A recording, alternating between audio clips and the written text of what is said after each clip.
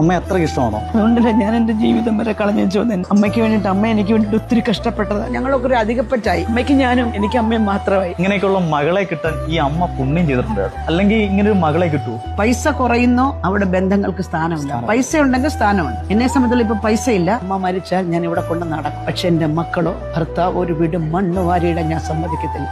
അമ്മ വാ വിളിച്ച് ചൂടെടുത്തേ.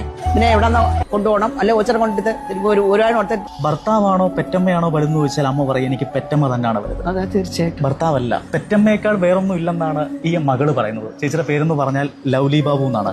18ഓളം മലയാള സിനിമകളിൽ അഭിനയിച്ച ഒരു സിനിമാ താരമാണ്. 500-ലധികം നാടകങ്ങളിൽ അഭിനയിച്ച ഒരു വലിയ കലാകാരിയാണ്. ഇന്ന് എത്തി നിൽക്കുന്നത് പത്തനാപുരം ഗാന്ധി ഭവൻ എന്ന അനാഥ മന്ദിരത്തിലാണ്. 92 വയസ്സുള്ള ഈ അമ്മയെ വീട്ടിൽ നിർത്താൻ അമ്മയുടെ ഭർത്താവ് സമ്മതിക്കത്തില്ല.